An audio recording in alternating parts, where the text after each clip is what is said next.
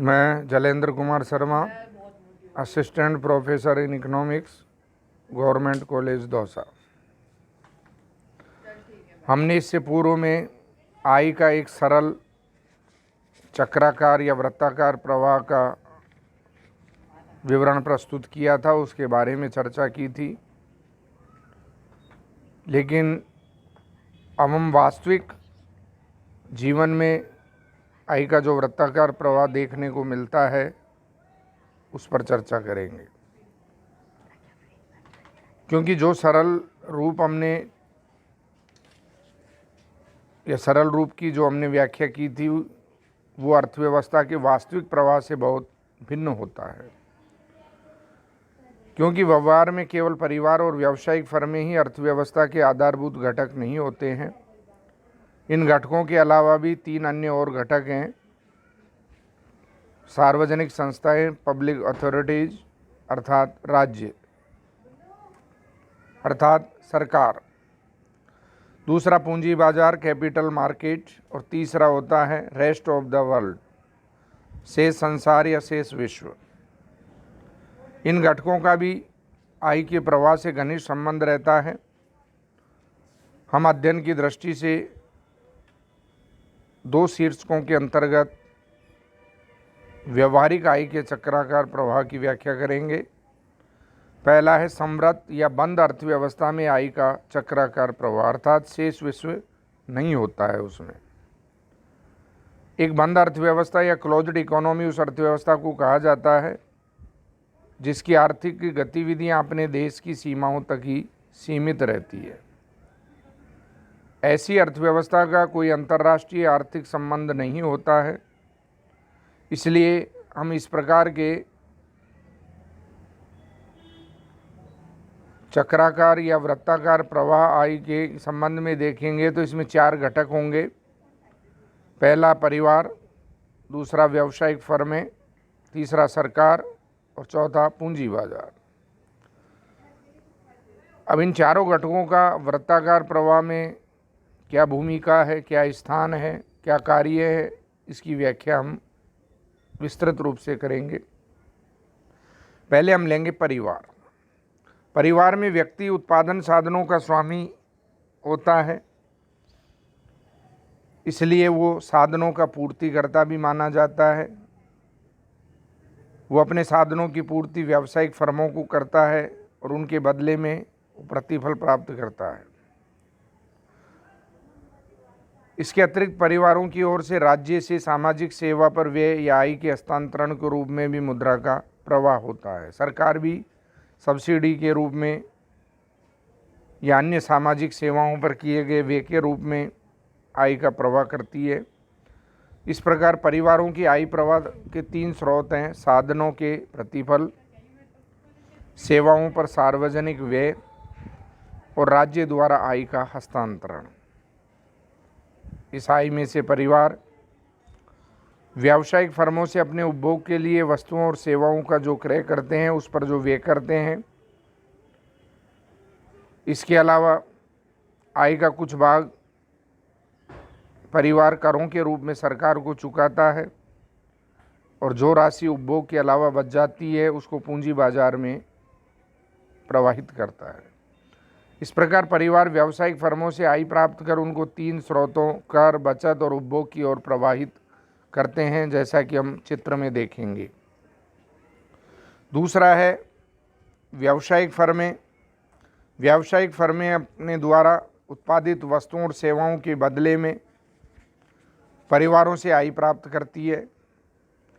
राज्य भी व्यावसायिक फर्मों से वस्तुओं और सेवाएं क्रय करते हैं, इसलिए वो राज्य से भी आय प्राप्त करते हैं। व्यावसायिक फर्मों को आर्थिक अनुदान सहायता के रूप में भी सरकार से आय की प्राप्ति होती है। इसके अलावा पूंजी बाजार से विनियोग के रूप में आय का प्रवाह फर्मों की ओर होता है। इस प्रकार व्यावसायिक फर्मों के आय प्रवाह के 4 स्रोत निकल कर के आते हैं: उपभोक्ताओं द्वारा किया गया व्यय, राज्य द्वारा वस्तुओं और सेवाओं पर किया गया व्यय, राज्य द्वारा प्रदत्त अनुदान और सहायता, और पूंजी बाजार से निवेश व्यय। इसके विपरीत व्यावसायिक फर्मों से आय का प्रवाह परिवारों, राज्य और पूंजी बाजार की ओर होता है, क्योंकि फर्में उत्पादन साधनों को प्रतिफल चुकाती है, सरकार को टैक्स देती है और शेष रकम को पूंजी बाजार में बचतों के रूप में व्यय करती है। इसको भी हम रेखा चित्र में देखेंगे। तीसरा घटक है सरकार। सरकार को आय का प्रवाह पूंजी बाजार, व्यावसायिक फर्में और परिवारों तीनों से होता है। राज्यों को व्यक्तिगत करों, व्यावसायिक फर्मों से करों और पूंजी बाजार के ऋणों से आय का अंतः प्रवाह होता है। दूसरी ओर राज्य से आय का उत्प्रवाह परिवारों की ओर सामाजिक सेवाओं पर व्यय आय का हस्तांतरण के रूप में होता है। व्यावसायिक फर्मों की ओर आय का उत्प्रवाह वस्तुओं और सेवाओं पर किया गया व्यय व्यावसायिक फर्मों को आर्थिक सहायता व अनुदान के रूप में होता है। राज्य भी की बचतें भी पूंजी बाजार की ओर प्रवाहित होती है। इस प्रकार राज्य का कुल आगम टी टैक्स रेवेन्यू बराबर T1 प्लस T2। व्यावसायिक फर्मों से प्राप्त T1 का मतलब है व्यक्तिगत कर और T2 का मतलब है व्यावसायिक फर्मों से प्राप्त कर, तथा राज्य का कुल व्यय G बराबर सार्वजनिक सेवाओं पर व्यय प्लस आय का हस्तांतरण, वस्तुओं पर राजकीय व्यय, फर्मों की सहायता आदि होता है। अगर T माइनस G धनात्मक है, अर्थात टैक्स ज़्यादा प्राप्त हो रहे हैं और सरकार का व्यय कम हो रहा है, तो पूंजी बाजार की ओर जो प्रवाहित होगा शेष पूंजी। अगर T माइनस G ऋणात्मक है तो सरकार का कर आगम उसके कुल व्यय से कम है, तो सरकार को पूंजी बाजार से ऋण लेना होता है। परिणाम स्वरूप मुद्रा का प्रवाह पूंजी बाजार से राज्य की ओर होता है। चौथा घटक है पूंजी बाजार कैपिटल मार्केट। पूंजी बाजार का अभिप्राय उन सब वित्तीय संस्थाओं से है जो बचतों को एकत्रित करती है और उनको उत्पादन कार्यों की ओर प्रवाहित करती है।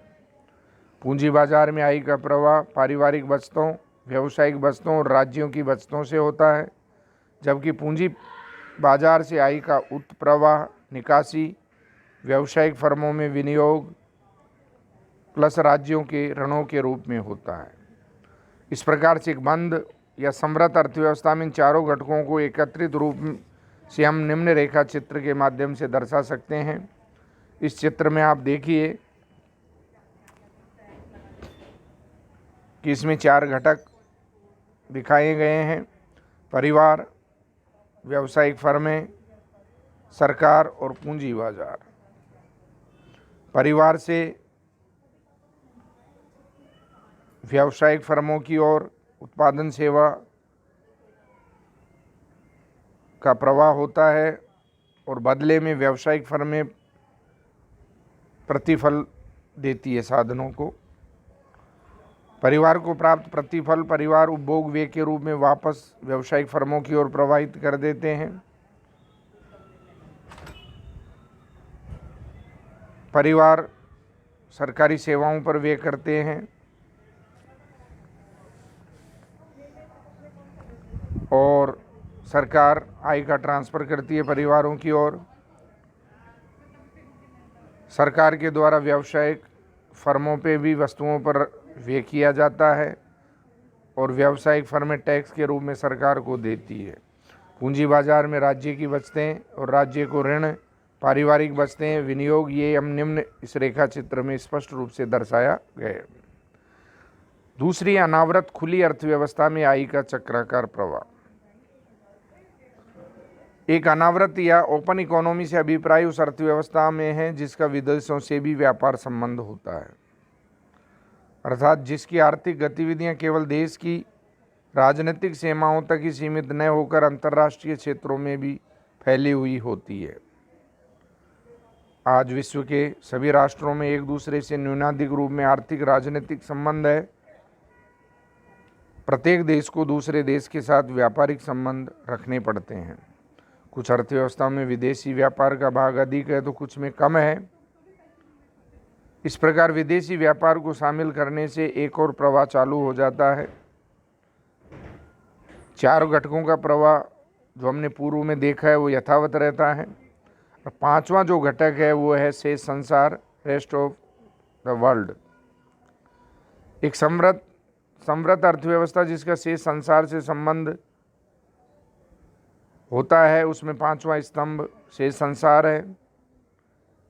इस अतः अनावृत अर्थव्यवस्था में आई प्रवाह में अतिरिक्त कड़ियाँ और जुड़ जाती है। शेष संसार से व्यापारिक संबंध जुड़ जाने से वस्तुओं और सेवाओं के आयातों के भुगतान के लिए आई का प्रवाह फर्मों से शेष संसार की ओर होता है। वस्तुओं और सेवाओं के विदेशों में निर्यातों के भुगतान के रूप में आगम एक्सपोर्ट रिसिप्ट प्राप्त होती है। इसके अतिरिक्त राजकीय लेखों पर अंतर्राष्ट्रीय ऋण लिए जाते हैं, अंतर्राष्ट्रीय ऋण दिए भी जाते हैं। विदेशों से लिए गए अंतर्राष्ट्रीय ऋण से संसार से राज्य की ओर आई के प्रवाह को दर्शाते हैं, जबकि दिए गए अंतर्राष्ट्रीय ऋण राज्य की ओर से संसार की ओर आई के प्रवाह को व्यक्त करते हैं। एक खुली अनावृत अर्थव्यवस्था में आई के चक्राकार प्रवाह को निम्न रेखा चित्र में दर्शाया गया है। आई प्रवाह के चारों घटकों का प्रवाह यथावत है।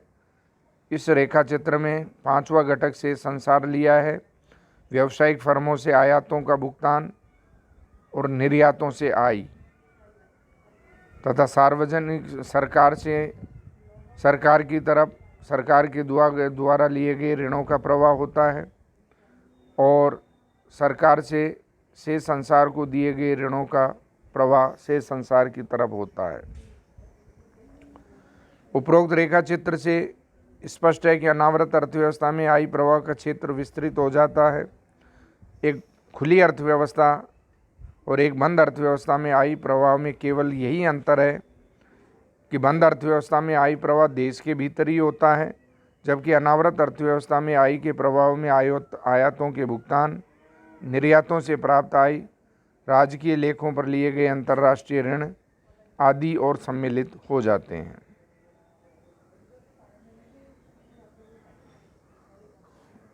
यदि हम आयातों को एम और निर्यातों को एक्स के रूप में प्रकट करें तो आई का अंत प्रवाह माइनस उत्प्रवाह अर्थात व्यापार शेष एक्स माइनस एम बराबर बी के बराबर होगा। अगर आयातों का मूल्य निर्यातों के मूल्य से अधिक हो तो व्यापार शेष प्रतिकूल होता है।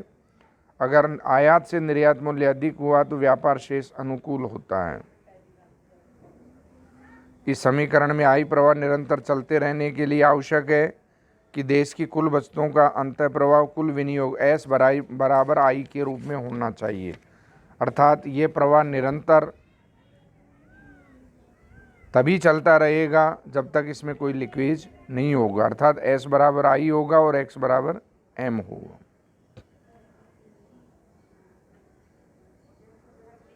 तो ये आई का वृत्ताकार प्रवाह था। तो हमने एक सरल रेखीय वृत्ताकार प्रवाह को देखा, फिर एक बंद अर्थव्यवस्था में आई के वृत्ताकार प्रवाह को देखा और एक खुली अर्थव्यवस्था में आई के वृत्ताकार प्रवाह को देखा।